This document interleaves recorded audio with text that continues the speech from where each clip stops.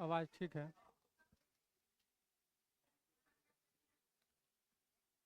चलिए सभी को गुड मॉर्निंग।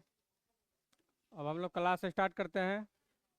ओए, अब देखो इधर, बहुत बात कर लिया। तो हम लोग स्टार्ट किए थे मोशन। क्या स्टार्ट किए थे? याद रहता है कि नहीं चैप्टर वो आप लोगों को, कि भूल जाते हैं? नहीं तो आप लोग का ऐसा है कि सर क्या पढ़ा रहे हैं। कोई कोई कोई कोई बच्चा क्या करता है पता है?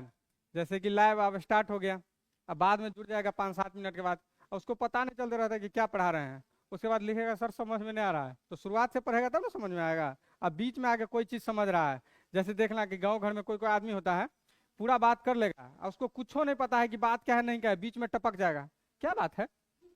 तो शुरू से, हाँ, तो कुछ कुछ टपकने वाला आदमी रहता है। और फिर लगेगा हमको तो फिजिक्स समझ में नहीं आता है, बहुत हार्ड है, ये है वो है, रोना रोएगा, एक्सक्यूज देगा। आप गौर से सुनिए। हम लोग स्टार्ट किए थे मोशन। क्या स्टार्ट किए थे? मोशन। अब मोशन में हम लोग पढ़े थे कि कोई चीज रेस्ट में है या कोई चीज मोशन में है, तो हम लोग इसको तुलना कर लेते हैं। क्या? तो पहले पढ़े थे रेस्ट। तो रेस्ट में क्या पढ़े थे? कोई चीज के पोजीशन फिक्स है, पोजीशन वही है, टाइम बढ़ रहा है, तो उसको बोलेंगे रेस्ट में। ठीक है, जैसे कि हम हैं यहाँ खड़े खड़े हैं, टाइम बढ़ रहा है, हमारा पोजीशन फिक्स है। लेकिन हम क्या करेंगे, तो पोजीशन भी बढ़ाएंगे और टाइम भी बढ़ेगा, तो इसको बोलेंगे मोशन। फिर मोशन की टाइप में हम लोग देखे थे टाइप ऑफ मोशन। तो पहला क्या पढ़े थे? लीनियर। लीनियर स्ट्रेट लाइन वाला। तो लीनियर मोशन, रेखीय गति। तो इसका एग्जाम्पल क्या पढ़े थे? जो सीधी रेखा, तो जो फल गिरता है पेड़ से, जो फल गिरता है, उस कौन सा गति का एग्जाम्पल है? रेखीय गति का। फिर दूसरा पढ़े थे सर्कुलर मोशन। सर्कुलर मोशन वृत्तीय गति। सूर्य के चारों ओर पृथ्वी जो चक्कर लगाती है, ठीक है, और वो लड़की सब जो वृक्ष के, लड़की ने महिला बोलिए, महिला सब जो पूजा करती है गोल गोल, हाँ, बट सावित्री का वो। फिर तीसरा, तीसरा क्या? Oscillatory motion. ऑक्सीलेटरी मोशन क्या पढ़े थे? दोलन। जब कोई खास बिंदु के आगे पीछे कोई गति करे, पेंडुलम, जैसे घड़ी की पेंडुलम। घड़ी की पेंडुलम क्या होता है? तो एक खास बिंदु के आगे पीछे दिखेगा अपना गति करते रहती है, ठीक है। तो किसी खास बिंदु के आगे पीछे गति करे तो हो जाएगा ऑक्सीलेटरी मोशन, जिसको कहते हैं दोलनी गति। फिर एक है आवर्ती गति, जिसको पीरियोडिक मोशन कहा जाता है, ठीक है। पीरियोडिक मोशन में क्या था? किसी खास समय अंतराल में, एक फिक्स टाइम पीरियड में जो है अपने आप को दोहराता है, जैसे झूले की गति, ठीक है। तो इतना तक बात हो गया था, कोई दिक्कत नहीं। क्या? वृत्तीय गति छूट गया? वृत्तीय गति नहीं, 2 नंबर में वृत्तीय गति बताया। अब अब हम लोग थोड़ा आगे बढ़ते हैं। बात किए थे डिस्टेंस और डिस्प्लेसमेंट के ऊपर।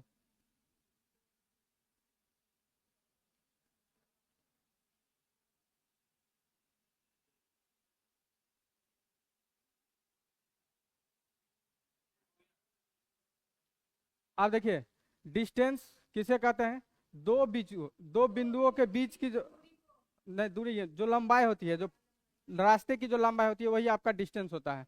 लेकिन विस्थापन किसे कहते हैं? डिस्प्लेसमेंट। कि दो दो बिंदुओं के बीच में शॉर्टेस्ट। आप बताइए, आप, ए है, आप बता रहे हैं, आप देखिए कितना आदमी देखते हैं, निकाल पाता है कि नहीं। ए और बी, यहाँ पे इतना एक 40 मीटर समझिए लंबा रास्ता है। ए और बी के बीच में कितना है? 40 मीटर लंबा, ठीक है। फिर बी क्या करता है? ए से पहले बी जाता है, फिर बी से सी चला जाता है, तो ये हो जाता है 100 मीटर।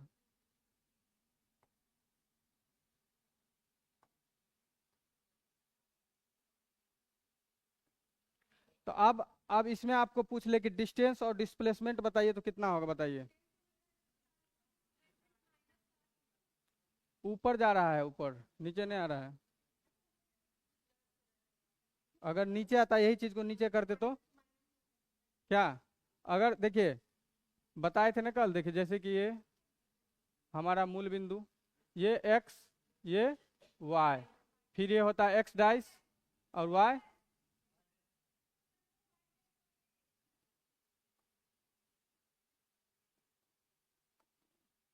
ये वाई डैश और ये एक्स डैश। अब देखिए, ये दोनों पे जितना भी मान रहेगा वो रहेगा पॉजिटिव, ठीक है। फिर ये और ये दोनों पे जितना भी मान रहेगा वो निगेटिव, इस चीज को आपको ध्यान रखना है। ठीक है, तो डिस्टेंस अगर नीचे ट्रैवल करे, अगर लंबा, तो निगेटिव में होगा, या इसके विपरीत में करे तो लेफ्ट में करे तो क्या हो जाएगा, निगेटिव होगा। ठीक है, डिस्प्लेसमेंट का बात किए थे तो बताए थे शॉर्टेस्ट, इसका एग्जाम्पल क्या बताए थे, जैसे कि सीढ़ी से आप चढ़ के जाते हैं, ठीक है, और लिफ्ट से चढ़ के जाते हैं, तो जो लिफ्ट है वो क्या है, डिस्प्लेसमेंट है। ठीक है, जैसे कि देखिए ए जो है, ए यहाँ से यहाँ तक इसका लंबाई है 4 मीटर, फिर यहाँ से यहाँ है 3 मीटर। अब इसका डिस्टेंस और डिस्प्लेसमेंट कितना होगा बताइए आप लोग, इसका डिस्टेंस कितना होगा, डिस्प्लेसमेंट कितना होगा। अब देखिए इसका डिस्टेंस होगा तो डिस्टेंस में तो कोई झंझट नहीं है, सीधा जोड़ दीजिए, तो 7, और इसका डिस्प्लेसमेंट कितना हो जाएगा, 5। ठीक है, क्योंकि ये पाइथागोरस प्रमेय से निकाल लेंगे। चलिए, और डिस्टेंस में हम क्या क्या बात पढ़े थे कि डिस्टेंस स्केलर क्वांटिटीज है, अदिश राशि है, और जो सदिश है ये डिस्प्लेसमेंट सदिश है। फिर बताए थे कि अगर ए और बी दो रास्ता है, दो बीच के उसके रास्ता का लंबाई अलग अलग हो सकता है, दो बिंदुओं के बीच के जो रास्ता का लंबाई है वो अलग अलग हो सकता है। 5 एग्जाम्पल बताए थे कि 5 लड़का, हाँ, तो रास्ते के दो बिंदुओं के बीच के रास्ता का लंबाई अलग अलग हो सकता है, लेकिन दो बिंदुओं के बीच का डिस्प्लेसमेंट विस्थापन जो है एक ही होगा। ठीक है, शॉर्टकट दूसरा नहीं होगा। चलिए, यहाँ तक क्लियर था। अब आगे देखिए, आगे भी क्लियर हो जाएगा।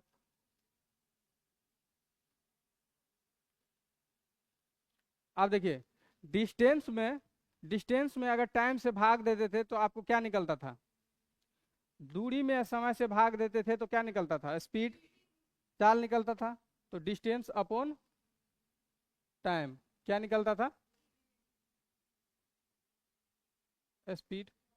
और डिस्प्लेसमेंट में अगर टाइम से भाग देते थे तो क्या निकलता था,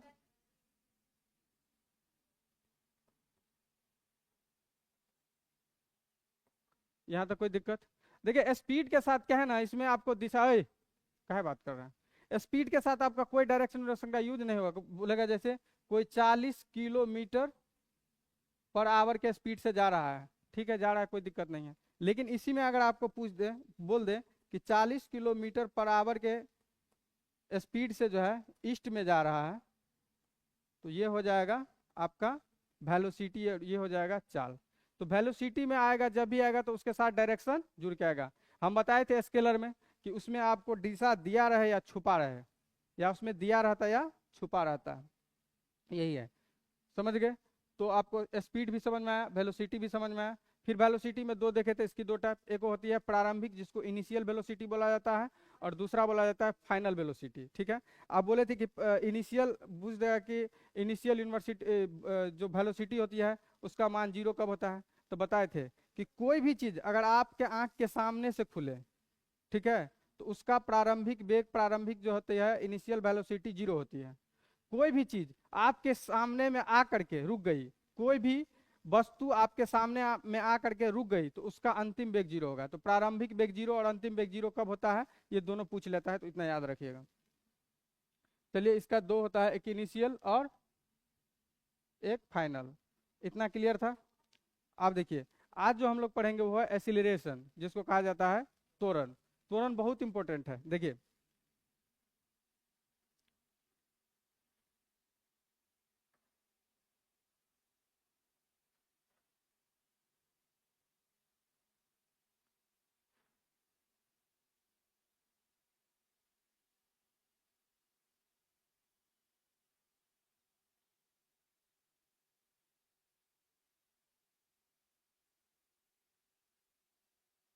देखिए स्पीड जो हम लोग निकालते थे, चाल जो हम लोग निकालते थे, तो इसमें सिर्फ मैग्नीट्यूड, परिमाण की जरूरत पड़ती, जैसे 40-50 किलोमीटर ऐसे लिखा रहता था। लेकिन जब वेलोसिटी की बात करते थे तो इसमें दो चीज रहती थी, मैग्नीट्यूड के साथ साथ डायरेक्शन की भी। इतना पता है, इसमें कोई दिक्कत। चलिए, अब बात करेंगे हम लोग एसिलरेशन। इतना देखिए क्यों समझा रहे हैं, क्योंकि एसिलरेशन समझने में आपको दिक्कत होगी।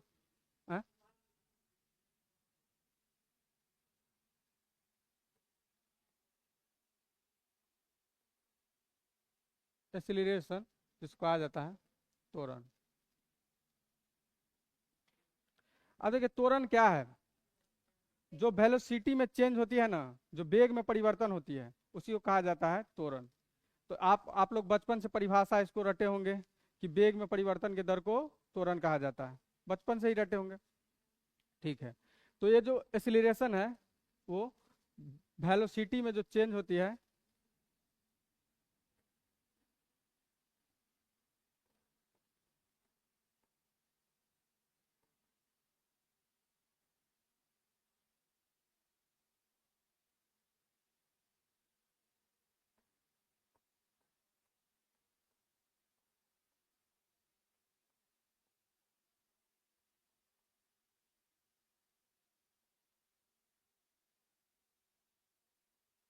त्वरण वेग में परिवर्तन की दर होती है। अब देखिए, अब त्वरण कैसे पता करेंगे कि त्वरण है कि नहीं है?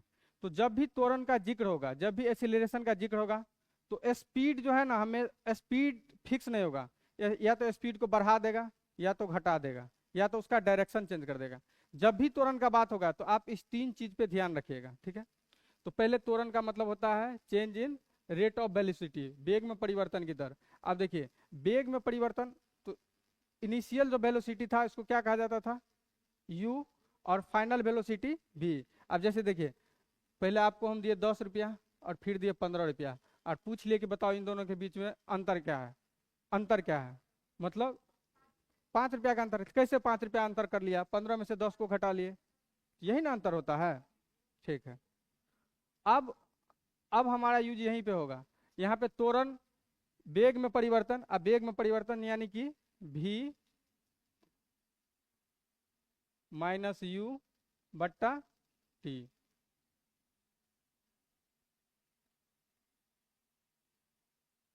जहाँ पे v क्या है? फाइनल वेलोसिटी, और u क्या है? इनिशियल। v बराबर हो जाएगा अंतिम वेग,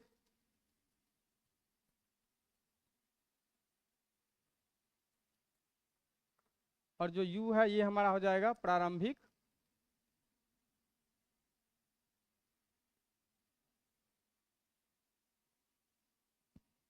समझ गए?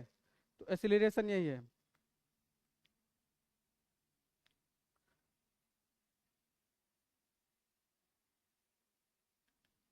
इतना लिखिए, इसके बाद और बताते हैं। उतार लिए?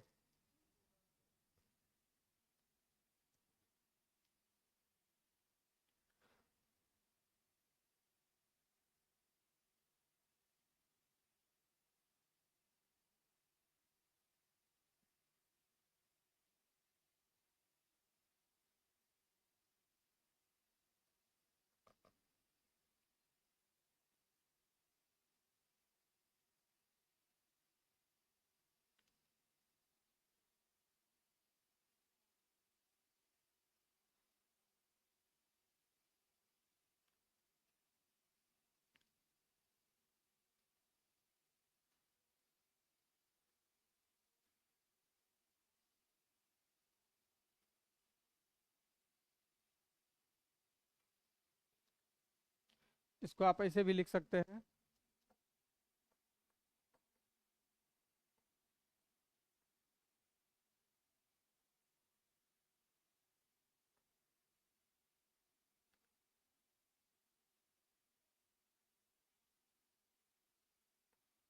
देखिए, फिजिक्स में डेल्टा का यूज क्यों होता है? परिवर्तन को दिखाता हो, ठीक है, वो परिवर्तन को दिखाता है। तो वेग में परिवर्तन, चेंज, जब ये चेंज दिखाना होगा फिजिक्स के अंदर, तो डेल्टा का यूज होता है, ये डेल्टा का। तो वेग में परिवर्तन बता टाइम में परिवर्तन, यही क्या हो जाता है आपको? एक्सीलरेशन। अब देखिए, हम इसका लिखेंगे क्या? यूनिट लिखेंगे। तो हो जाएगा, देखिए वेग का क्या होता है? वेग का यूनिट होता है मीटर पर, और टाइम का क्या होता है? सेकेंड। तो ये क्या हो जाएगा? मीटर। देखिए, हम कल जो है बताए थे कि दो चीज या तो ऊपर नीचा रहे, चाहे मल्टीपल के रूप में रहे। तो अगर दोनों में से कोई अगर एक वेक्टर है, तो वो चीज क्या हो जाएगी? वेक्टर होगा। अगर दोनों का दोनों अगर अदिश है, स्केलर है, तो वो अदिश। आप देखिए, ये जो हमारा वेलोसिटी है, ये क्या है? वेक्टर है। जब एक सदिश है तो ये क्या हो जाएगा? ये भी क्या हो जाएगा? सदिश। तो त्वरण क्या है? सदिश है।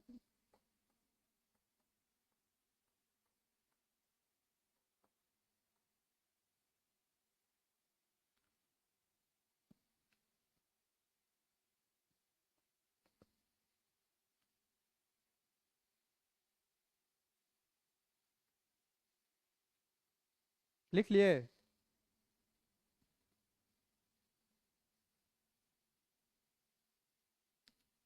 अब देखिए, अब आपको और अच्छा से समझ में आ जाएगा। ये जो लिखेंगे ना आगे, यहाँ तक लिख लिए? राम बाबू लिख रहे हैं, बताइए फिर से ऑनलाइन वाले को भी। नहीं समझे सर जी। अभी कुछ समझने वाला है? नहीं, नहीं समझो। अभी कुछ कहाँ समझने वाला है? अभी एक्सीलरेशन बताए तो इसमें समझने। अब अब बताएं दूरी, तो नहीं समझे सर। दूरी में क्या बताना है? बताए एक्सीलरेशन, तो एक्सीलरेशन त्वरण का मतलब बताए कि चेंज इन वेलोसिटी, वेग में जो परिवर्तन होगा टाइम के अकॉर्डिंग, वही हो गई एक्सीलरेशन। तो इसमें समझने वाली बात क्या है? अब देखिए, यहाँ लिख लिए? आप देखिए, यहाँ बात करेंगे एक्सीलरेटेड गति की, मोशन की, जो त्वरित गति है उसका। अब कैसे कैसे हो सकता है?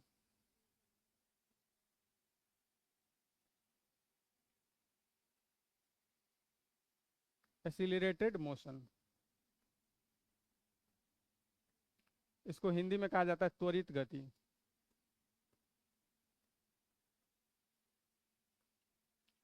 अच्छा, एक्सीलरेशन जो है, अभी त्वरण है, त्वरण का क्या बताया है कि जो वेग में परिवर्तन हो, चेंज इन वेलोसिटी, सीधा सा मतलब।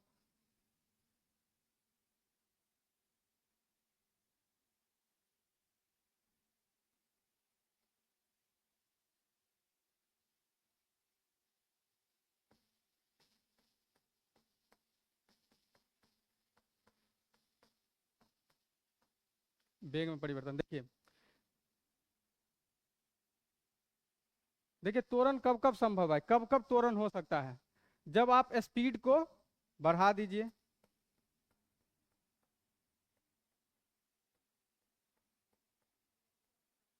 जब स्पीड को घटा दीजिएगा, यानी तो चेंज इन डायरेक्शन।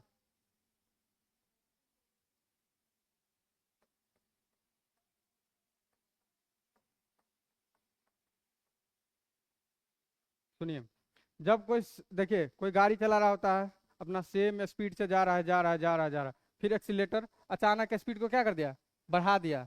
फिर क्या कर दिया, देखा कि गड्ढा है तो कम कर लिया। तो ये भी क्या है, एक्सीलरेशन है। जब आप स्पीड को बढ़ाते हैं या घटाते हैं, ठीक है, जब आप स्पीड को बढ़ाते हैं या स्पीड को घटाते हैं, या नहीं तो आप दिशा में परिवर्तन कर देते हैं, तो भी होगा गति। बोलेगा कि सर ये बात कैसे है? देखिए,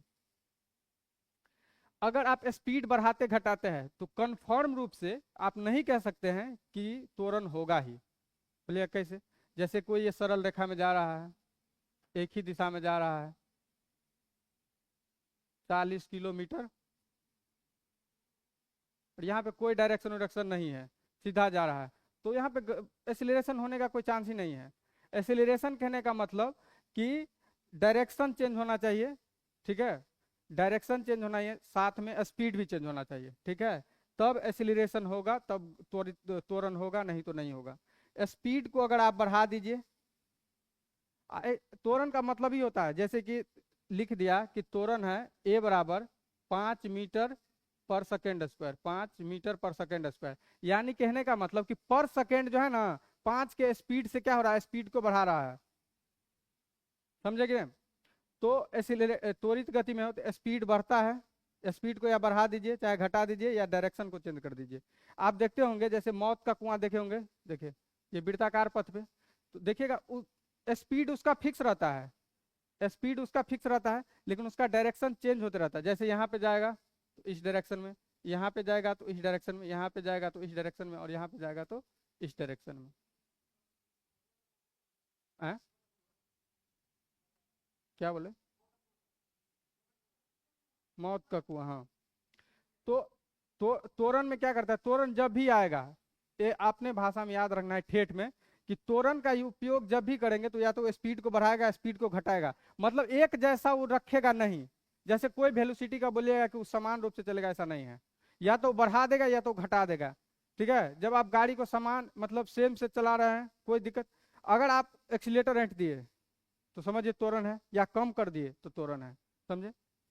तो स्पीड को बढ़ाइएगा, स्पीड को घटाइएगा, या डायरेक्शन में चेंज कीजिएगा, तो डायरेक्शन में भी चेंज कीजिएगा, वो भी त्वरण होता है। जैसे कि देखिए कोई वृत्ताकार पथ पे आप जा रहे हैं, तो आपका स्पीड से मैं 20 किलोमीटर पर आवर से चला रहे, लेकिन प्रत्येक जगह पे आपका जो है क्या होगा, चेंज। आप देखिएगा, आप रनिंग वनिंग जो करते होंगे तो आप घूमते होंगे तो आपको ये चीज अनुभव होता होगा, ठीक है। तो इस चीज को आप तीनों पॉइंट को याद रखिएगा। कभी कभी क्या होता है, पूछ लेता है कि जब त्वरण में क्या होता है, स्पीड घटता है, तो उसी को कहा जाता है रिटार्डेशन, मंदन, नहीं होता है। जब एक्सीलरेशन निगेटिव हो तो इसी को कहा जाता है मंदन, रिटार्डेशन।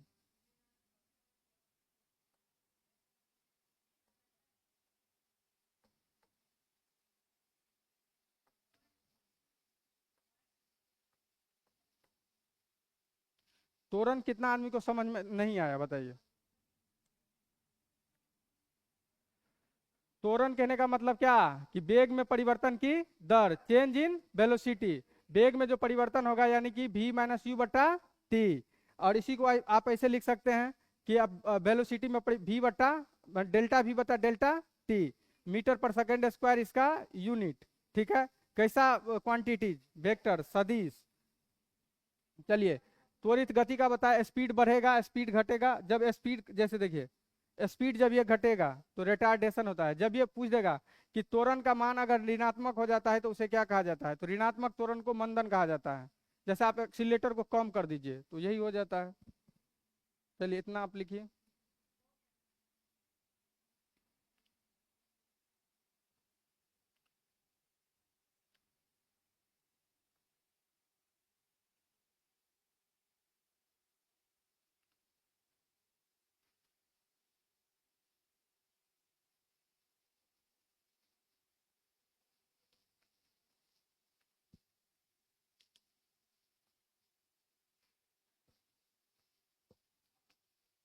जब भी त्वरण का यूज होगा वो स्पीड को एक जैसा नहीं रहने का, या तो ज्यादा करेगा या तो कम करेगा। अब देखिए, अब अभी अभी हम लोग क्या पढ़े थे, ए बराबर v माइनस, अब ये पढ़े हैं ना। अब इसी को देखिए, अब इसको आप ऐसे लिख सकते हैं, ए टी बराबर v माइनस यू, इसको लिख सकते हैं कि नहीं। आप देखिए, इस v को यहीं रहने दीजिए, u को इधर ला लीजिए, तो क्या होगा, v बराबर u प्लस, ये गति का पहला समीकरण है।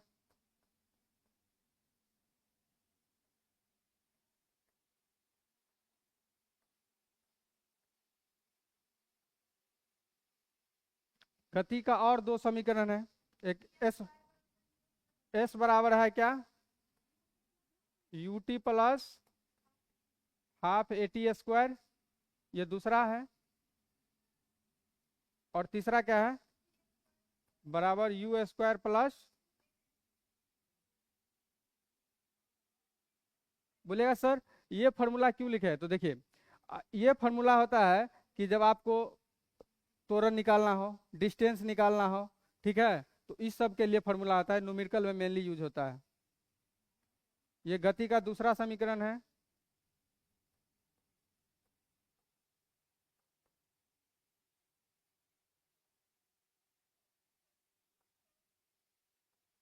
ये गति का तीसरा समीकरण है, लिख लीजिए।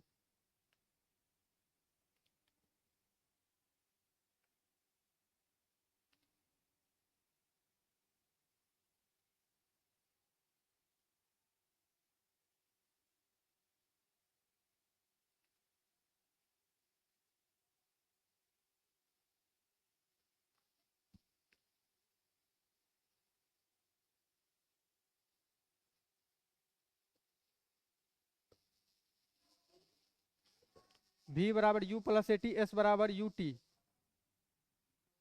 T plus half a t square, v square बराबर यू स्क्वायर प्लस 2s।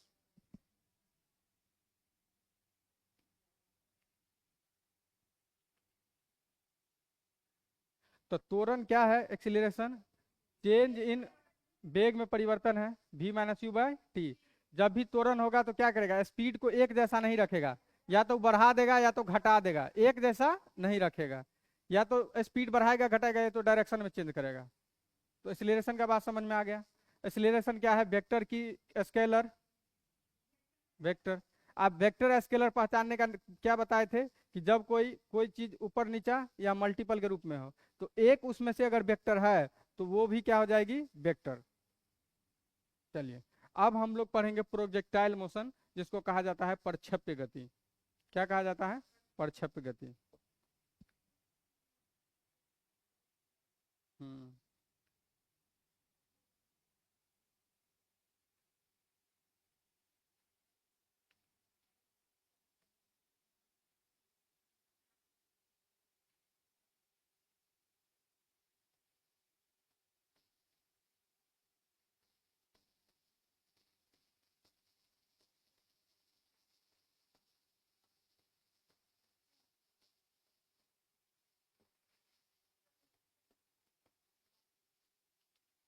देखिए, आप किसी भी चीज को अगर आप तिरछा फेंकते हैं, ठीक है, कोई भी चीज को आप तिरछा फेंकते हैं, तो वही क्या है आपका?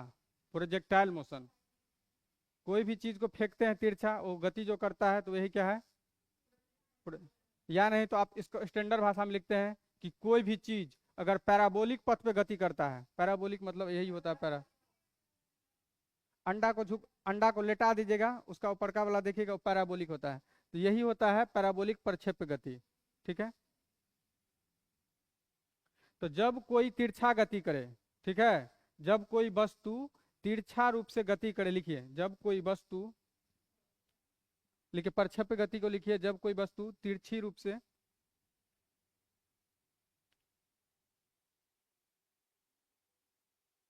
जब कोई वस्तु तिरछी रूप से गति करे, तो उसे प्रक्षेप्य गति या प्रोजेक्टाइल मोशन कहा जाता है।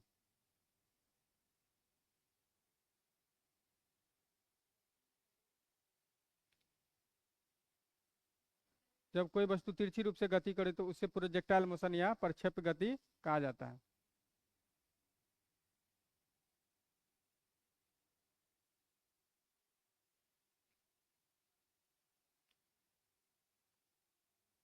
लिखेगा जैसे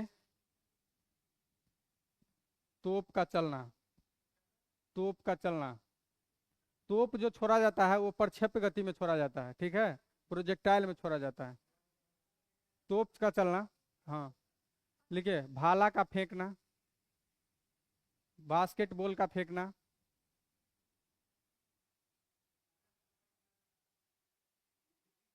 हवाई जहाज से बॉम्ब का फेंकना, लिखिए हवाई जहाज से जो बॉम्ब फेंका जाता है वो प्रोजेक्टाइल में फेंका जाता है, लिख लीजिए। कुछ चीज आप जिसको तिरछा रूप से घुमा दीजिए, आप किसी को गर्दन पकड़ के ऐसे तिरछा घुमा दीजिए, प्रोजेक्टाइल। हाँ, हवाई जहाज से बॉम्ब को फेंकना। नहीं घूम रही है, पता चला गर्दन इधर हो गया। अब देखिए इसमें क्वेश्चन क्या क्या पूछता है। जैसे आप किसी भी चीज को तिरछा, ओए सब सुनो, किसी भी चीज को आप तिरछा फेंकते हैं तो तीन चीज क्वेश्चन बनता है। आप जहां से फेंके थे और कहाँ कितना दूर गया, तो रेंज पूछ लेता है, ठीक है, रेंज मतलब परास, ठीक है, रेंज पूछ लेता है। दूसरा, कि आप किसी चीज को फेंके हैं तो कितना देर वो हवा में रहा है, तो टाइम पूछ लेता है, समझे। और उसके बाद आप किसी चीज को फेंके हैं तो वो मैक्सिमम एक हाइट तय किया होगा, एक मैक्सिमम हाइट तक ही गया होगा, उसके बाद नीचे आया होगा। तो तीन चीज यहाँ से पूछ लेता है और तीनों चीज को आपको ध्यान रखना है, समझे। ठीक है।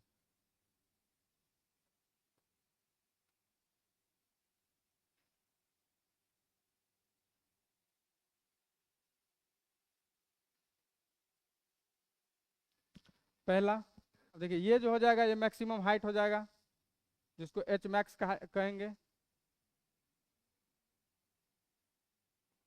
ठीक है। ये जो यहाँ से यहाँ तक जो हो जाएगा, जिसको आर बोलेंगे, रेंज, ठीक है। और कितना ये हवा में रहा, जिसको बोलेंगे टी, ठीक है, टी। इसको हिंदी में उड्डयन काल कहा जाता है, रेंज को लिखेंगे आर, उड्डयन या उड्डयन ऐसे कुछ हो। और इसको बोलेंगे प्रास, रेंज, और उसके बाद टाइम, और एक हाइट एच मैक्स। अब लिखिए टी बराबर फॉर्मूला लिख लीजिए, 2u sin θ/g, इसका है 2u sin θ/g,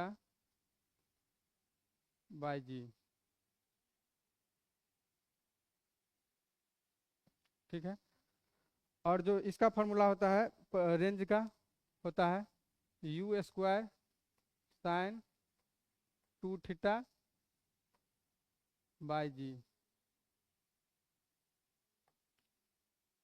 जो हाइट का होता है u square sine square theta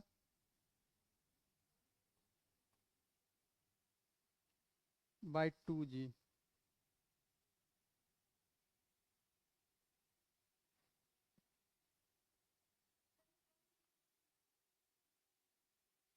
ये जी गुरुत्वीय त्वरण है, गुरुत्वीय त्वरण, ग्रेविटेशनल जो एक्सिलरेशन।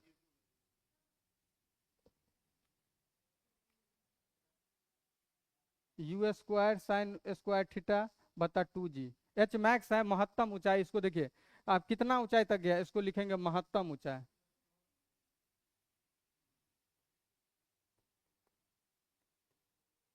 अब कोई चीज को आप फेंकेगा तो वो एक महत्तम एच मैक्स तक जाएगा, ठीक है सबका।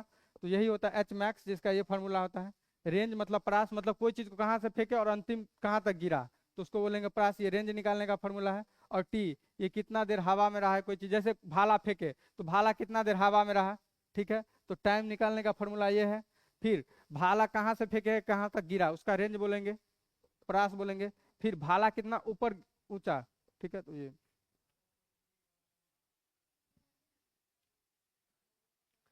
आप देखिए एच सी कहाँ, एच मैक्स एच ऐसे कोस्ट।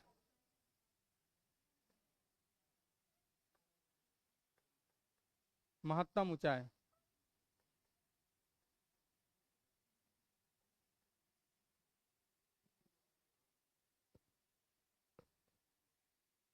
अब देखिए आप पढ़े होंगे ऑनलाइनर में रटेंगे कि कोई चीज को 45 डिग्री एंगल पे फेंकेंगे वो तो सबसे ज्यादा डिस्टेंस ट्रैवल करती है, पढ़े हैं। अब इस फॉर्मूला में डालिए, अब देखिए सही में डिस्टेंस 45 डिग्री। लेकिन देखिए हर चीज को आप 45 डिग्री एंगल पे नहीं फेंक सकते हैं। जैसे कि भाला को आप चाहिएगा एग्जैक्ट 45 डिग्री एंगल पे फेंके तो नहीं हो पाएगा, या तो आपका गर्दन टेढ़ हो जाएगा या नहीं तो भाला नीचा में अ, आ जाएगा, ठीक है। तो हर चीज को तो क्या होता है कि 45 डिग्री से कम 42 43 पे भाला को फेंका जाता है। लेकिन आप कोई पत्थर मारते हैं तो पत्थर को देखिएगा आप 45 डिग्री एंगल पे फेंक सकते हैं। गेंद को आप 45 डिग्री एंगल पे फेंकेगा तो सबसे ज्यादा डिस्टेंस कवर करती है, ठीक है। तो यही जो है प्रक्षेप्य गति के कारण ऐसा होता है। तो नीचे में एक पॉइंट लिखिएगा, लिखिए नोट लेके, या ऐसे ही पॉइंट जैसे लिखना है लिखिए। अधिकतम परास के लिए यानी अधिकतम रेंज के लिए, मतलब अधिकतम कितना रेंज हो, अधिकतम परास के लिए किसी वस्तु को, अधिकतम परास यानी कि रेंज के लिए, परास होता है रेंज, परिसर, परिसर। देखिए परिसर यूज होता है मैथ में, जब आप मीन मोडियन पढ़ते हैं तो ठीक है, कोई कुछ यूज कर सकते, कोई दिक्कत नहीं है। तो लिखिए अधिकतम परास के लिए किसी वस्तु को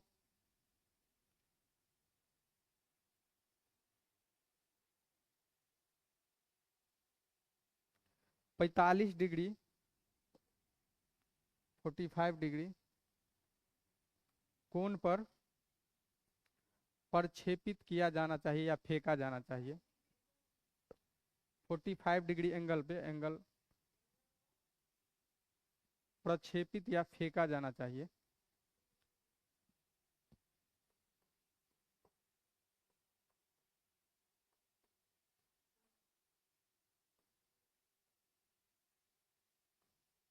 या फेंका जाना चाहिए।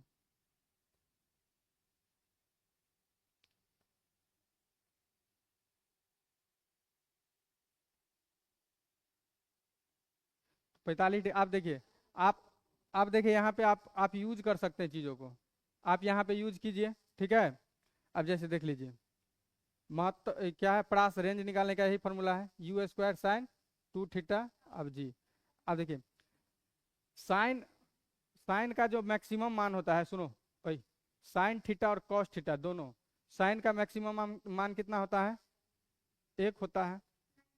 कॉस का भी मैक्सिमम मान कितना होता है, 1 होता है। अब देखिए साइन का यहाँ पे कौन सा मान रखेंगे, साइन का कौन सा मान रखेंगे कि यहाँ पे 90 हो जाए, क्योंकि साइन 90 का मान कितना होता है, 1 होता है। तो यहाँ पे एंगल कितना, यहाँ कितना रखें थीटा 45, तब ना उठ जाएगा। तो यही फार्मूला पे आपको रेंज निकल जाएगा, इसी फार्मूला। जितना कुछ भी अगर न्यूमेरिकल पूछे तो ये निकाल देना है। अगर उडियन काल पूछे, टाइम पूछे, तो आपको ये 2u साइन थीटा बाई जी, तहाँ जी क्या है, गुरुत्वीय त्वरण है। ठीक है, गुरुत्वीय त्वरण का अगर मान लेना है मोटा, देखिए एग्जैक्ट मान होता है 9.8 मीटर प्रति सेकंड स्क्वायर, लेकिन लेकिन अगर आप न्यूमेरिकल बनाते हैं तो आप 10 यूज करें। ठीक है, तो ये है, समझ में आ गया, कोई दिक्कत? तो कोई भी चीज को जो है आप कितना डिग्री एंगल पे फेंकिएगा कि वो सबसे ज्यादा दूरी तय करे, 45 डिग्री एंगल पे। ठीक है, देखिएगा कि क्रिकेटर सब ज्यादा बॉल को ऐसे फेंकता है, ऐसे फेंकता है ताकि वहां पे जल्दी पहुंच जाए। ठीक है, ज्यादा से ज्यादा दूरी। अब वो फेंकेगा उठा करके, तो अब उठा करके एक हाइट तय करेगा, फिर नीचे गिरेगा। तो इतना समझ में आया कि नहीं आया? ये टी बराबर टाइम है, जिसको उड्डयन काल कहा जाता है, उड्डयन उड्डयन काल। आर हो गया रेंज, परास, एच मैक्सिमम मतलब कि महत्तम ऊंचाई।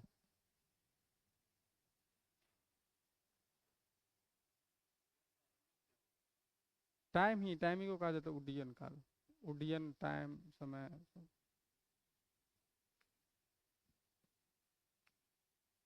उड्डयन काल मतलब क्या, कोई उड़ते हुए चीज में कितना टाइम है उसी को उड्डयन काल।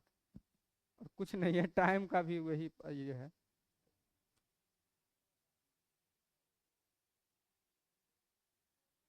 समझ में आ गया? अब देखिए हम लोग पढ़ेंगे, अब जो मेन चीज हम लोग को पढ़ना है, लॉज ऑफ मोशन, गति का नियम। ठीक है, अब देखिए,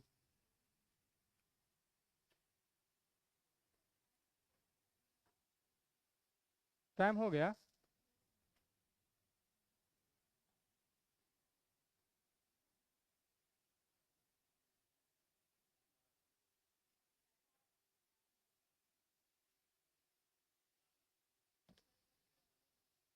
ठीक है, तो गति का कितना नियम है, सबको याद है ना, लेकिन है क्या? देखिए, गति का पहला नियम जिसको कहा जाता है लॉज ऑफ इनर्शिया। ठीक है, जड़त्व का नियम या गैलीलियो का नियम। ठीक है, पहला जो नियम है इसको कहा जाता है लॉज ऑफ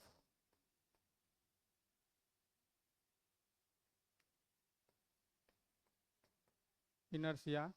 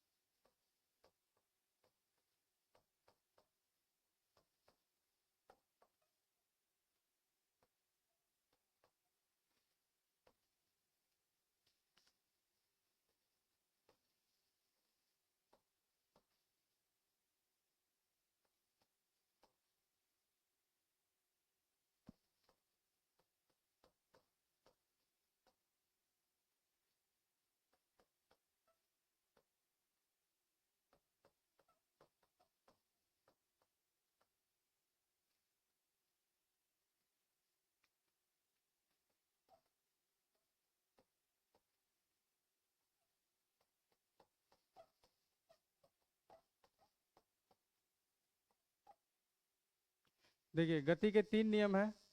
पहला जो नियम है इसको कहा जाता है लॉज ऑफ इनर्शिया, जड़त्व का नियम या गैलीलियो का नियम। इससे क्या होता है ना, बल का परिभाषा मिलता है, डिफिनीशन मिलता है। ठीक है, जो सेकेंड लॉ है यही, इसी को कहा जाता है वास्तविक नियम। ठीक है, रियल लॉ।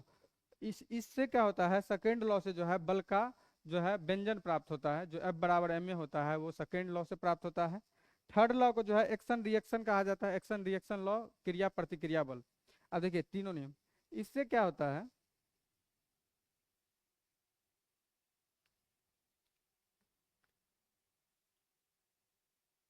जो पहला नियम है, आप देखिए, छोड़िए उतार लीजिएगा, पहले सुनिए। जो पहला नियम है ना, वो बल की क्वालिटी को बताता है। क्या चीज को बताता है?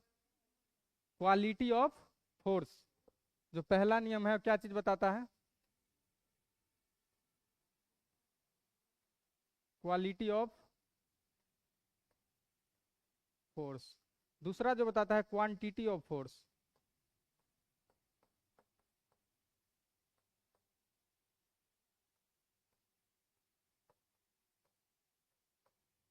और तीसरा जो है ना, ये दिखाता है कि बल पेयर में है।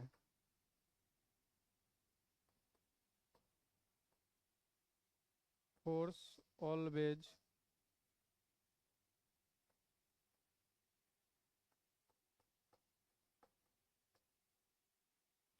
एग्जिस्ट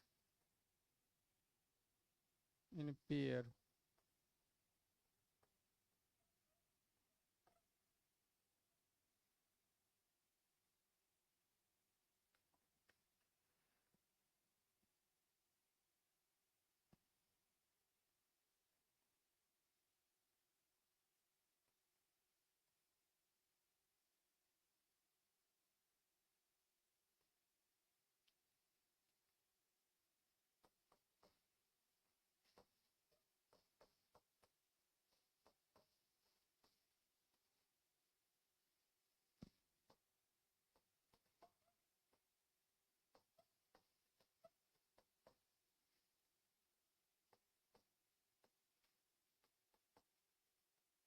अब देखिए, आप पूरा बात फिर से सुनिए। देखिए, जैसे हम लिखे कि गति का तीन गो समीकरण है, ठीक है।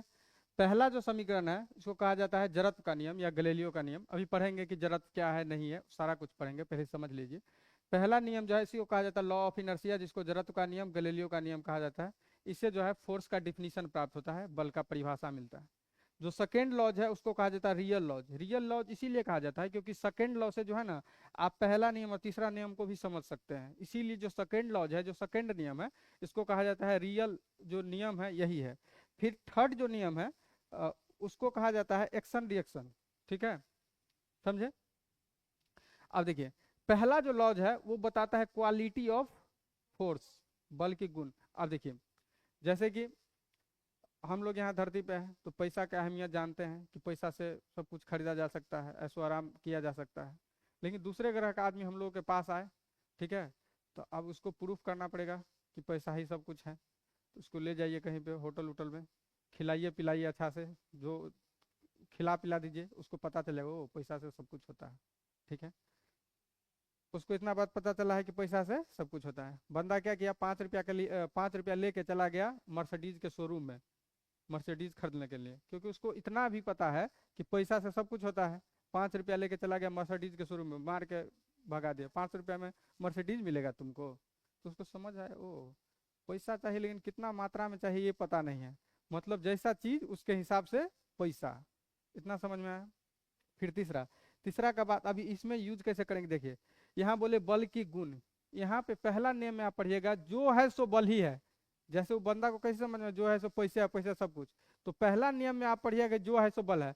बल किसी चीज के स्थान में परिवर्तन कर सकता है, ठीक है, साइज में परिवर्तन कर सकता है, तो जो दिशा बदल सकता है, तो जो करेगा यहाँ बल करेगा। तो यहाँ बल का क्वालिटी पता, ओ बल ऐसा चीज है।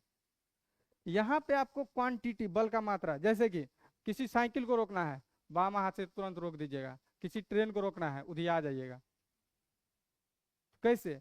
अब ट्रेन को रोकने के लिए उतना मात्रा में आपको बल चाहिए, चाहिए कि नहीं चाहिए?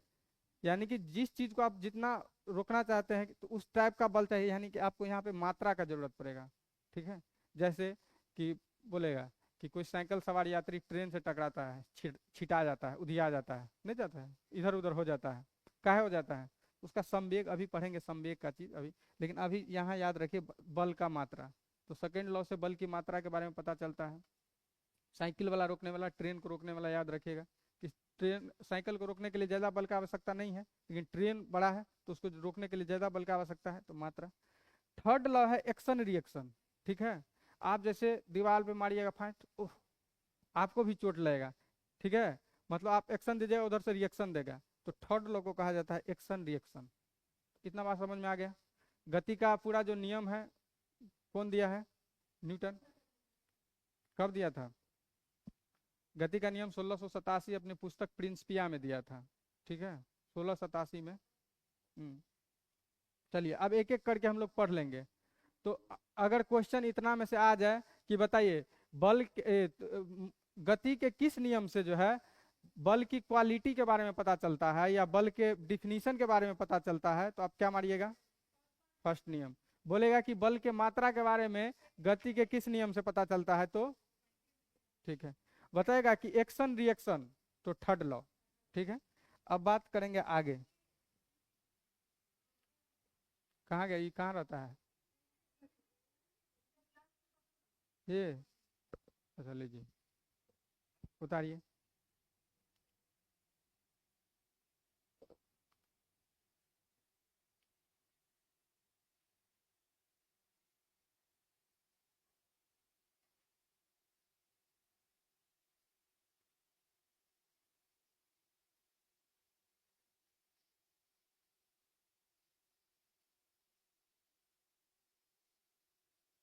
नीचे वाला कट गया ना, ऑनलाइन वाले को दिक्कत हो रहा है कि ये नीचे में है एक्शन रिएक्शन लॉज, क्रिया प्रतिक्रिया नियम, लॉज मतलब नियम।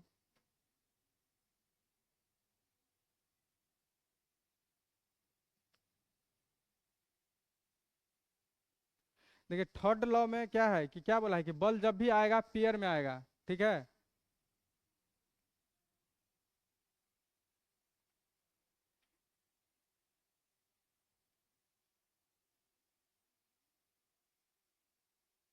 मणिमाला कुमारी लिख ले सर, नीचे का लाइन है, नीचे में लिखा हुआ है एक्शन रिएक्शन लॉज।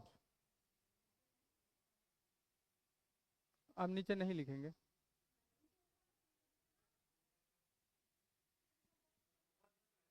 इससे ऊपर होता है।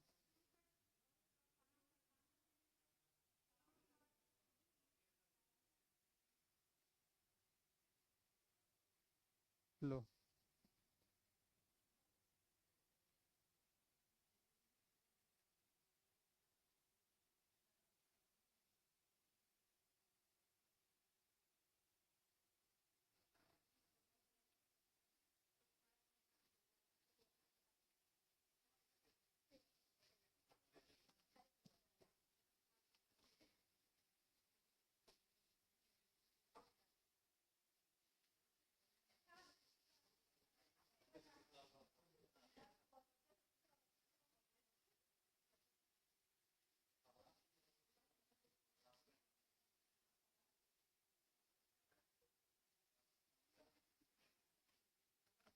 देखिए गति के नियम के बारे में जो है ना, न्यूटन से पहले एक व्यक्ति बता दिया था, पता है उसका नाम?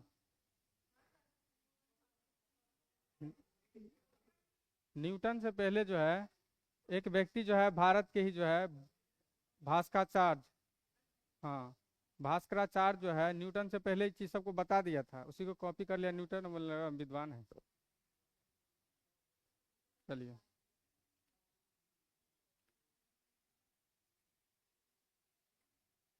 अब हम लोग पढ़ेंगे इनर्सिया के बारे में। अब इनर्सिया से ही हम लोग फर्स्ट लॉज को समझेंगे। जैसे देखिए इनर्सिया, जिसको कहा जाता है हिंदी में जड़त्व। अब जड़त्व क्या है? जो अपने अवस्था, जो अपने स्थिति का विरोध करे, जिस स्थिति में है वो इसी स्थिति में रहना चाहेगा। कोई विराम है तो बोलेगा हमको छोड़ दो, वैसे ही रहेंगे। कोई गति में है तो बोलेगा हमको गति में रहने दो, ठीक है। कोई जिस दिशा में जा रहा है बोलेगा हमको उसी दिशा में जाने दो। मतलब अपने अवस्था में होने वाले परिवर्तन का वो विरोध करता है, बोलता है कि हम में कुछ परिवर्तन होने ही नहीं दो, ठीक है। इसी को कहा जाता है इनर्सिया। अब इनर्सिया का भी तीन टाइप होती है। एक होती है रेस्ट इनर्सिया, जिसको कहा जाता है विराम जड़त्व। एक होती है मोशन इनर्सिया, जिसको कहता है गति जड़त्व। एक होता है डायरेक्शन डायरेक्शन, ठीक है। डायरेक्शन सबसे खतरनाक होता है डायरेक्शन वाला। देखिए भैया कि बॉस में आप खिड़की के साइड में बैठे होंगे कभी कभी, और जब घुमाता है मुंह फेंका जाता है उधर, नहीं फेंका जाता है। तो मुंह जो फेंकाता है तो डायरेक्शन वाला है, डायरेक्शन इनर्शिया का है एग्जाम्पल, इसीलिए बार बार बोलते रहेगा, आप लोग हाथ अंदर कीजिए, मुंह अंदर कीजिए, नहीं बोलते रहता है खलासी, मुंह अंदर कीजिए, हाथ अंदर कीजिए। कोई कोई रहेगा बच्चा सब बार बार इधर उधर देखेगा, झांकेगा, ठीक है। तो इसीलिए बड़ी खतरनाक होता है डायरेक्शन इनर्शिया। तो इनर्शिया का मतलब समझे। अब जैसे देखिए कंबल है, कंबल को मारते हैं, धूल उल अलग हो जाता है, ठीक है। कोई कोई आदमी को उठा के पटक के उससे भी धूल निकलेगा, है कि नहीं। कोई आदमी को उठा लीजिए, उठा के पटक दीजिए, उससे भी धूल निकलेगा। बहुत 15-20 दिन से नहाया नहीं रहता है कोई को लड़का, लड़की सब डेली नहाती है, ठंडा हो गर्मी हो कोई दिक्कत नहीं। अब देखिए तो वो हो गया विराम जरत। विराम जरत का एग्जाम्पल क्या है, जैसे आप बस में, बस जब खड़ी रहती है तो बैठे रहते हैं, लेकिन जब ये आगे जब स्टार्ट होता है तो पीछे अचानक ओ क्या हो गया, तो पीछे आ जाते हैं, तो ये क्या है विराम जरत, विराम जरत। आप देखिए आप किसी वृक्ष में देखे कि पका हुआ आम है, ओ पका हुआ आम है, टहनी पकड़ के हिला दिए, टहनी पकड़ के हिला दिए, देखिए वृक्ष का जितना भी चीज पार्ट था वो भी रेस्ट में था, हम भी इधर हिला दिए, तो क्या किया अपने स्थिति का विरोध किया और वो नीचे गिर गए, ठीक है। आप देखिए कभी कभी क्या देखते होंगे आप कि मेट्रो सब में, खास करके मेट्रो या बस, उसमें कोई आदमी ऐसे पकड़े रहता है, ठीक है। सबसे ज्यादा एग्जाम्पल यही देखेगा खास करके साउथ के मूवी में, झगड़ा के कारण यही रहता है, झगड़ा यहीं से स्टार्ट होता है, बाद में प्यार उर में बदल जाता है। देखिएगा कि लड़का लड़की आगे रहेगी और ऐसे जा रहा ब्रेक मारा, आगे गिर गया, दू दू थप्पड़ दिया, दू थप्पड़, उस फिजिक्स थोड़े पर, दू थप्पड़ दिया, फिर और फिर कभी देखिए यहाँ पे लड़का को मार देगा, जब ये लड़की लड़की के साथ है, सॉरी भैया तुरंत बोल रही है, लड़का लड़का और लड़का सब इतना है, लड़का सब इतना उदार दिल का होता है, खाली सॉरी निकल गया तो उसको लगता है कि क्या मिल गया, सॉरी कोई गलती नहीं हुआ, मुंह कान फोड़ फाड़ दीजिए कोई दिक्कत नहीं, खाली सॉरी उससे बुलवा दीजिए। देखिए इनर्शिया समझ में आया कि अपने स्थिति में होने वाले परिवर्तन का विरोध करता है, वो जिस स्थिति में है वो इसी स्थिति में जीना चाहता है, उनको छोड़ दो, मजनू टाइप, देवदास कि हमको अब दुनिया से कोई लेना देना नहीं है। चलिए उस जरत अभी नियम नहीं बताए हैं, हाँ जरत के भी बताए हैं। आप पहला लॉज पढ़िएगा तो इसमें पढ़िएगा ना कि कोई भी वस्तु जो है अपनी अवस्था को तब तक बनाए रख सकता है कि जब तक पे उस पर कोई बाहरी असंतुलित बल कार्य न करे। जैसे कि कोई मेज है वैसे ही है, और उस पर धक्का दीजिएगा तब ना आगे बढ़ेगा, तो जब तक आपको इस पर फोर्स नहीं लगाएगा अपना स्थिति ज्यों का त्यों रहेगा। इनर्शिया में भी तो सेम बात था, ठीक है। तो इसीलिए इसको कहा जाता है लॉज ऑफ इनर्शिया या पहला नियम जो भी बोले। अच्छा एक बात बताइए आप लोग, गति को सबसे पहले डिफिनीशन कौन दिया था प्रीवियस ईयर बीपीएससी, बोलो क्वेश्चन, गति का डिफिनीशन सबसे पहले कौन दिया, मोशन का डिफिनीशन, मोशन का लीजिए ऑप्शन, न्यूटन भाई साहब, न्यूटन, प्लांक,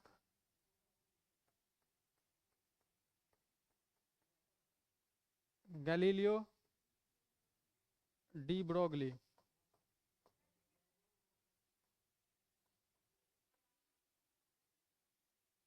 बताइए भाई, आप गूगल कर रहे हैं, न्यूटन दे रहा है। मोशन को सबसे पहले डिफिनीशन दिया था गैलीलियो। बीपीएससी पहला पहले पहले बार में जो है बीपीएससी आंसर की में लिया न्यूटन, और जब इसको ठीक किया तो आंसर लिया गैलीलियो। बीपीएससी का भी अलग हिसाब रहता है। आप बताइए, एक बार क्वेश्चन पूछ लिया था कि 1857 की क्रांति के बारे में, वीर कुंवर सिंह के बारे में, हाँ आप बताइए कोई आदमी जो है फिजिकल रूप से पटना में प्रेजेंट रहेगा और मानसिक रूप से दानापुर में, ये कैसे हो सकता है। हम भी बोलेंगे हम फिजिकल रूप से पटना में प्रेजेंट है और जो है मानसिक रूप से मधुबनी में प्रेजेंट है, देहरादून में, भाई ये कोई, ये क्या बात हुआ, ऐसा कुछ नहीं। बीपीएससी कभी कभी अजबे करता है। हाँ मामला फंसाया था इसमें, कौन में, क्वेश्चन पूछ दिया था हिस्ट्री का, सरफरोशी की तमन्ना अब हमारे दिल में है, देखना है जोर कितना बाजुए कातिल में है। नहीं आप देखो, इससे पहले जितना भी परीक्षा होता था सबको पता था कि इस चीज को बोला है राम प्रसाद बिस्मिल, इस चीज को फेमस कर दिया था। लेकिन किसी को पता नहीं था कि इस चीज को लिखा कौन है। इस चीज को लिखा था पटना के ही एक कवि थे बिस्मिल अजमाबादी, ठीक है, वही चीज को लिखे थे। सब मार दिया, राम प्रसाद बिस्मिल, राम प्रसाद बिस्मिल। जब बीपीएससी आंसर की दिया तो सब गुस्सा आ गया, "है, इससे पहले तो यही आंसर है", ठीक है। तब बीपीएससी बढ़िया से रेफरेंस दिया, बोला कि एनसीईआरटी जाके एक बार पढ़िए, आप लोग आ जाते हैं लुसेंट पढ़ के, तो ऐसा नहीं चलेगा, आप एनसीईआरटी पढ़िए। लेकिन फिर बीपीएससी लुसेंट पे ला दिया। अतुल जी बोले थे कि आप लोग एनसीईआरटी पढ़िए, बढ़िया से एनसीईआरटी पढ़िए, ठीक है, और फिर धोखा दे दिया, लुसेंटे में से पूछ दिया। देखिए लुसेंट बहुत अच्छा चीज है, हम लुसेंट का ये नहीं बोलते हैं कभी बुरा किए हैं। उसका डाटा इतना अच्छा है ना, उसका डाटा आप कवर कर लीजिए, कोई भी वनडे एग्जाम का 40% क्वेश्चन तुक्का मार के आ जाइएगा ऐसे, ठीक है। लुसेंट बहुत अच्छा चीज है, लेकिन लुसेंट एक प्रकार का गाइड हो जाता है ना। पहले आप कॉन्सेप्ट बिल्डअप कर लीजिए कि क्या है नहीं है, उसके बाद चलिए। इनर्सिया लिखिए जरत। टाइम हो गया है कि नहीं हुआ?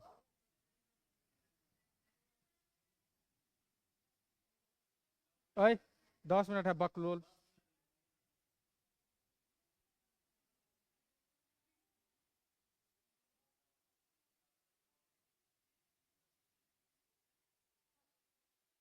इनर्सिया,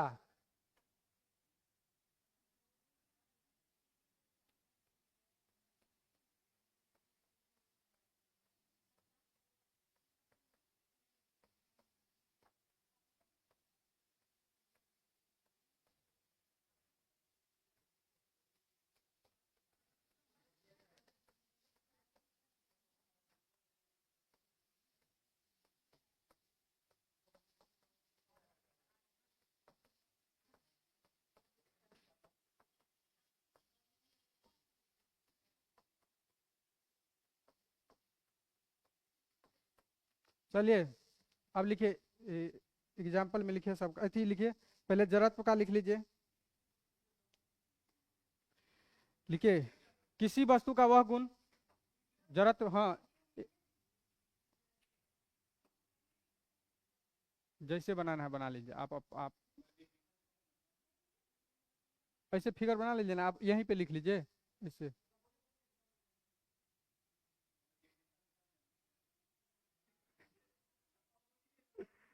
ऐसे बना दिए ना, आप इसी में ऊपर में लिख लीजिए थोड़ा, है, ऊपर में थोड़ा जो ऐसा बनाया ना, तो यहीं पे ऐसे तीर दे दो।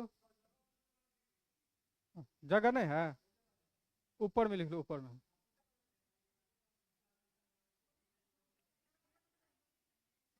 लिखो किसी वस्तु का वह गुण, लेकिन एक बात जानते हैं, ये गुण नहीं अवगुण है। क्या? ये अवगुण है, अवगुण है, तो लिखिए किसी वस्तु का वह गुण जिसके वजह से, जिसके कारण या जिसके वजह से ओए चुप हो। किसी वस्तु का वह गुण, लिखिए किसी वस्तु का वह गुण जिसके कारण,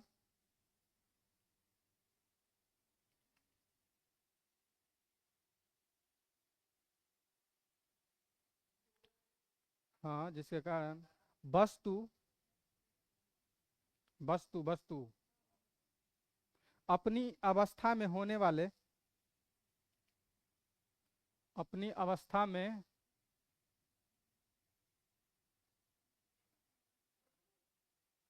अपनी अवस्था में होने वाले परिवर्तन का विरोध करती है।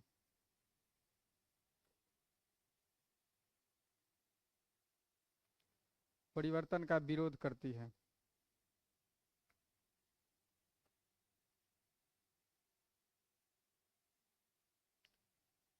समझ में आ गया? ऐसे कोई जैसे है वैसे ही रहेगा, बोलेगा हमको छोड़ दो। इसका आप देखिए, इसका 3 टाइप होता है। एक होती है रेस्ट इनर्सिया, जिसको कहा जाता है विराम जड़त्व। एक होता है मोशन इनर्सिया, जिसको कहा जाता है गति जड़त्व।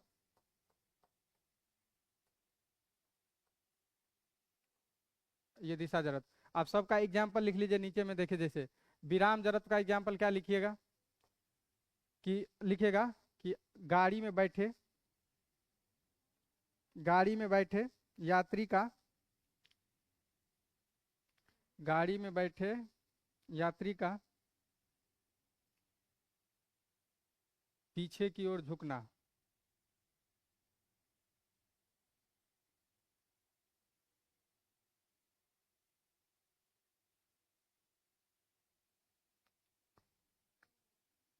कॉमा देखिए, पेड़ से फल का गिरना, इसी में लिखे पेड़ से फल का गिरना। हाँ, आप हिलाते हैं तो नहीं गिरते हैं, टहनी को हिलाना। और तीसरा लिखेगा कंबल से धूल का अलग होना। कंबल में अगर छड़ी से मारते हैं तो धूल अलग हो जाता है, तो ये किसका है? विराम जरत के कारण। कंबल से धूल का अलग होना, डस्ट, डस्ट पार्टिकल जो होता है उसका अलग होना, धूल कण का अलग होना। चलिए गति वाला में लिख लीजिए।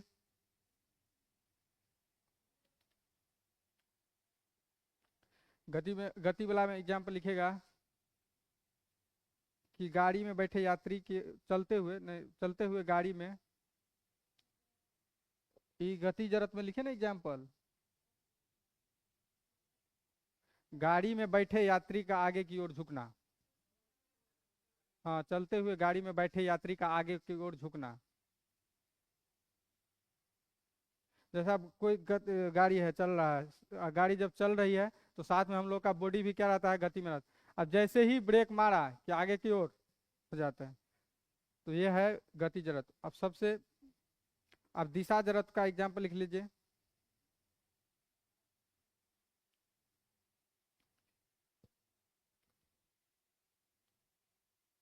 लिखिए, दिशा जड़त का एग्जाम्पल लिखेगा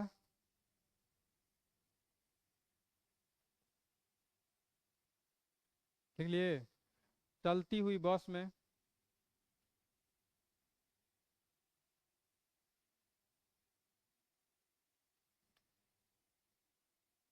शरीर का बाहर की ओर झुकना। अब जैसे देखिए, जैसे यही कोई एक मुड़दार रोड है,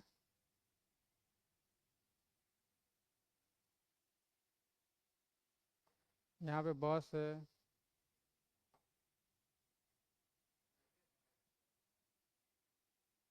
यही बस है, ऐसे ही। अब देखिए, बस में बैठे अब इसका देखिए दिशा जो है, अब होना चाहिए इस दिशा में, लेकिन सीधा निकल जाता है, ठीक है, इसीलिए बाहर निकल जाता है डायरेक्शन वाला में। इसीलिए जब भी ऐसे करेगा देखिएगा कि बाहर निकल जाता है मुंह, तो ये डायरेक्शन जो है, डायरेक्शन इनर्शिया का एग्जाम्पल है। अब लिखिए, इनर्शिया समझ में आ गया? ठीक है। अब लिखिए गति का पहला नियम, लॉज ऑफ, हो गया।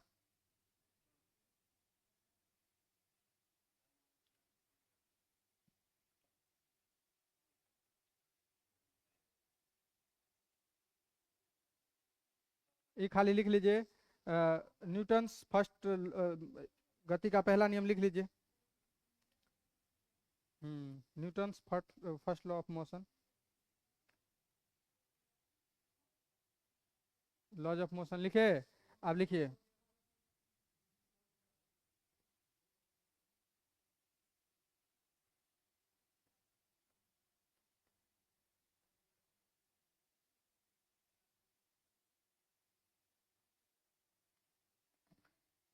लिखिए कोई वस्तु अपनी अवस्था, लिखिए कोई वस्तु अपनी अवस्था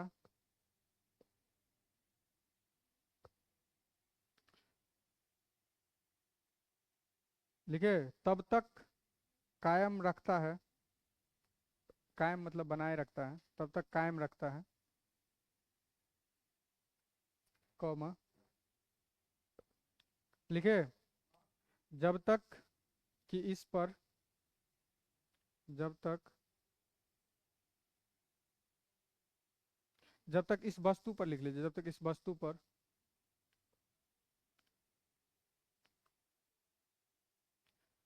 लिखे, वस्तु पर कोई बाहरी, जब तक इस वस्तु पर कोई बाहरी असंतुलित बल कार्य नहीं करता है, जब तक इस वस्तु पर कोई बाहरी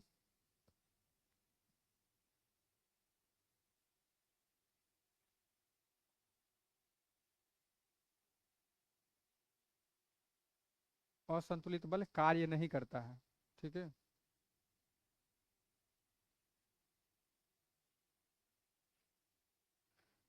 अच्छा एक बात बताइए कि कोई कांच है, आगे में कहा था उसको गोली से मारते हैं तो छेदा होकर गोली निकल जाता है, लेकिन पत्थर से मारते हैं तो चकनाचूर हो जाता है। पूछता है तो ये किसके कारण होता है?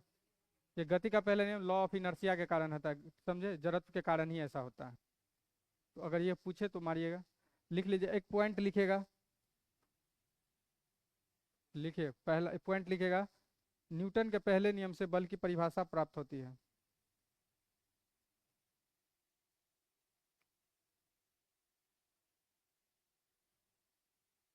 न्यूटन या गति का पहला नियम लिखेंगे, जड़त्व की परिभाषा, जड़त्व का परिभाषा पहले नियम, डिफिनेशन देखिए, बल भी डिफिनेशन लिखे ना, वो परिभाषा प्राप्त होती है। बल की परिभाषा, न्यूटन के पहले नियम से बल की डिफिनेशन, डिफिनेशन ऑफ बल की परिभाषा, बल की परिभाषा प्राप्त होती है। डिफिनेशन ऑफ बल लिखा, फोर्स लिखाए थे ना। हम्म, हाँ वही होता है, इसको कहा जाता है इनर जड़त्व का नियम, समझे। तो रहने दीजिए, अब कल हम लोग मिलते हैं नेक्स्ट क्लास में।